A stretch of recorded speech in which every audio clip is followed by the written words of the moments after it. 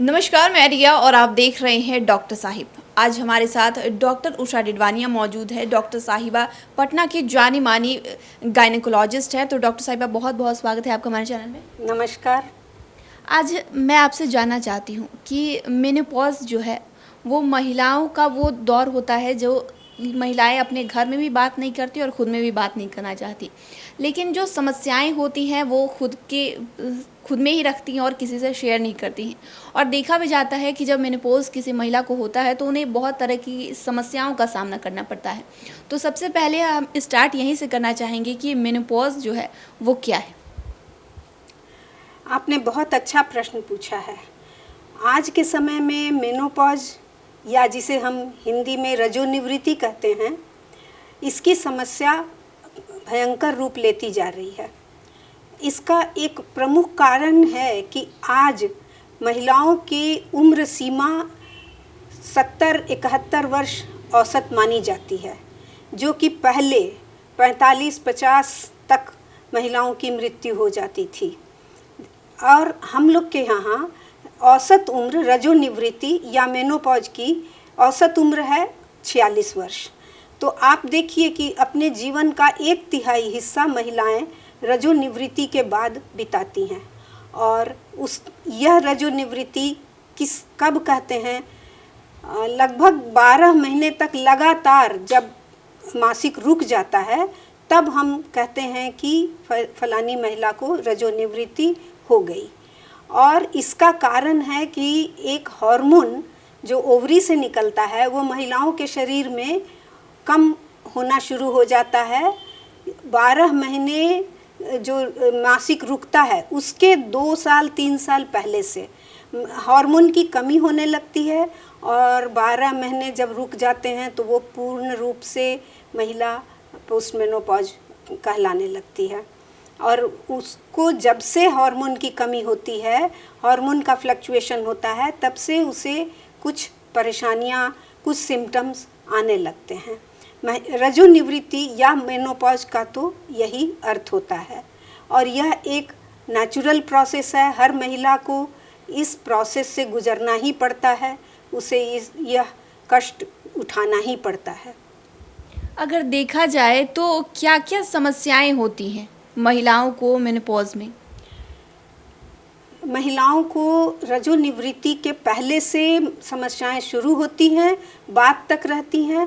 जैसे hot flashes, जिसे हम लोग कहते हैं कि अचानक बहुत पसीना आना, अचानक पसीना आने, गर्मी लगना चेहरे पर और पीठ में, बदन पर गर्मी का प्रवाह महसूस होना, और थोड़ी देर में ये ख़त्म होके फिर ठंड लगने लगती है। बिल्कुल जाड़े के सीज़न में एसी में भी इस तरह की समस्या होती है। उसके बाद मासिक की अनियमितता, मासिक रजोनिवृत्ति के पहले से प्रॉब्लम शुरू होने लगती है। मासिक ज़्यादा समय पर आएगा या जल्दी आए या अधिक आए या रुक रुक के आए या सडन रुक जाए, तो मासिक की अनियमितता को बहुत महिलाएं सोचती हैं कि अब तो ये ख़त्म होने वाला है इसलिए हो रही है। तो यह तो बात सही है कि जब ख़त्म होने वाला होता है तो मासिक गड़बड़ होता है, लेकिन इतना ज़रूर सोचना चाहिए कि कम हो रहा हो, अचानक बंद हो गया हो, या समय पर कम आ रहा हो, या लंबे अंतराल के बाद आ रहा हो, तो यह लक्षण रजोनिवृत्ति का हो सकता है। लेकिन यदि मासिक जल्दी आ रहा है और हेवी ब्लीडिंग हो रही है, या मासिक के बीच बीच में ब्लीडिंग हो रही हो, या कभी संभोग के बाद ब्लीडिंग हो रही हो, या 1 साल तक मासिक बंद होने के बाद ब्लीडिंग शुरू हो, तो आपको तुरंत डॉक्टर से मिल लेना चाहिए। फिर पेशाब की समस्याएं, बहुत महिलाओं को होता है कि पेशाब रोकने में सक्षम नहीं होती, बार बार पेशाब होने की प्रॉब्लम होती है, रात में उठना पड़ता है कई बार, और इस तरह से उन्हें बार बार योनि का संक्रमण होता है, या पेशाब में भी इन्फेक्शन बार बार होता है, और योनि में रूखापन आता है, जिसके चलते संभोग में दर्द होता है या ऐसे भी खिंचाव महसूस होता है। इसके अलावा महिलाओं में कुछ मनोवैज्ञानिक सिम्टम आने लगते हैं, मूड स्विंग कहते हैं, डिप्रेशन होने लगता है, उनको चिड़चिड़ापन होने लगता है, उनको धड़कन होने लगती है, जरा जरा सी बात पर वो बेचैन होने लग जाती हैं। ये होती है, याददाश्त कमज़ोर होने लग जाती है।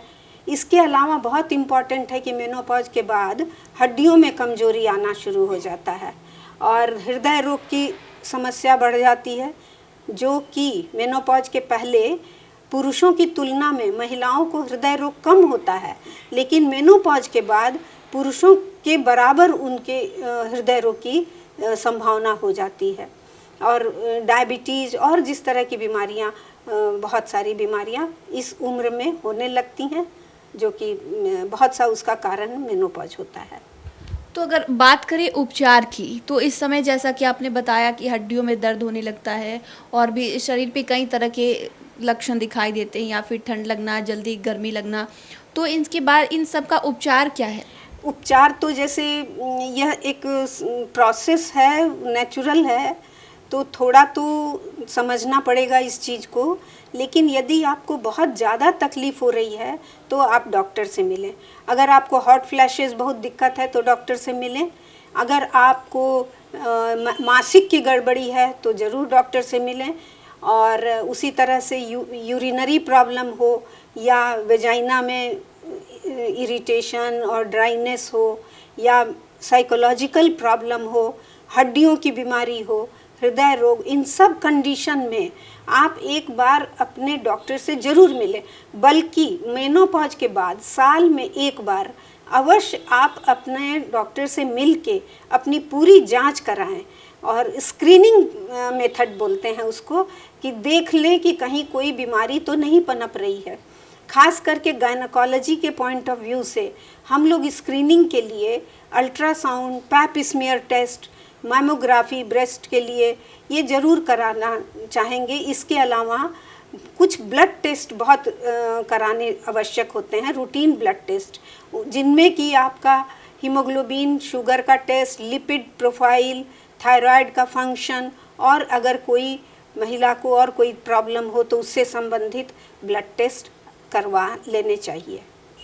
तो इसमें जीवन शैली कैसी रखनी चाहिए, किस किस चीज़ का ध्यान रखना चाहिए? देखिए, जीवन शैली सबसे इम्पॉर्टेंट है। होता क्या है कि मेनोपॉज के पहले से अगर आप प्रिकॉशन ले रहे हैं, खान पान अच्छा, स्वस्थ जीवन शैली, बचपन से उनकी पेशेंट जो महिला है उनका calcium intake, vitamin D, macronutrient ठीक हैं, तो ये स्टेज आती है, यह समस्या आती है, लेकिन उसका प्रभाव शरीर पर उतना अधिक नहीं पड़ता जितना कि जो लोग अपने लाइफ स्टाइल को, जीवन शैली को सही नहीं रखते हैं उनके ऊपर पड़ता है। अब एक आप पूछेंगे कि जीवन शैली, तो एक तो आपका खान पान है, उसमें बहुत इम्पॉर्टेंट। दूसरा एक्सरसाइज, कसरत करना, मॉर्निंग वॉक करना, अपना वजन नियंत्रित रखना, अपने योगा ध्यान करना, मानसिक संतुलन रखना। आप किसी पॉजिटिव वर्क में अपने आप को व्यस्त रखें और आप अपने किसी भी बीमारी को होने से तुरंत डॉक्टर से मिल के उसका इलाज कराएं। यह बहुत इम्पॉर्टेंट पॉइंट्स है। अब आप महिलाएं बोलती हैं कि मैं तो दिन भर काम करती हूँ, घर में इधर से उधर करती हूँ, मुझे क्या ज़रूरत है एक्सरसाइज की। नहीं, ऐसी बात नहीं है। काम करने के अलावा एक्सरसाइज का एक अलग महत्व होता है। एक्सरसाइज जो कसरत हम लोग करते हैं या योगा करते हैं, उसमें एक विशेष तरह से शरीर का मूवमेंट, एक नियमित रूप से रिपीटेड मूवमेंट होता है और एक वो अर्थपूर्ण मूवमेंट होता है। उसका असर अलग है। काम करने से आप थकते हैं, आपका शरीर चालू रहे, वो एक अलग बात होती है। इसलिए व्यायाम करना बहुत इम्पॉर्टेंट है। खान पान में आप स्वस्थ और पोषक तत्व खाएं। उसमें आप फल, सलाद, दूध ये खाएं। चाय कॉफ़ी से परहेज करें, शराब से परहेज करें, मिर्च मसालों से परहेज करें, आप फास्ट फूड से परहेज करें, अल्कोहल ना लें। ये इस तरह की चीज़ें हैं। लेकिन स्वस्थ भोजन लेना, संतुलित भोजन लेना और पोषक तत्व लेना बहुत महत्वपूर्ण है। तो शुक्रिया डॉक्टर साहिबा, जो आपने हमारे साथ जानकारी साझा की उसके लिए बहुत बहुत शुक्रिया। धन्यवाद। तो आप डॉक्टर उषा डिडवानिया को सुन रही थी, जिन्होंने इतनी सारी जानकारी हमारे साथ साझा की है। इन्होंने मेनोपॉज के बारे में बताया, साथ ही इन्होंने ये भी बताया कि क्या क्या समस्याएं महिलाओं के सामने आती हैं और किस तरीके से इन्हें डील किया जा सकता है। तो इस विषय में आपकी क्या राय है, हमें कमेंट कर ज़रूर बताएं। चैनल को सब्सक्राइब करें, फेसबुक पेज को लाइक करें। डॉक्टर साहब से आपकी क्या सवाल है, हमें कमेंट कर या मेल के माध्यम से भेज सकते हैं। वीडियो देखने के लिए आपका शुक्रिया।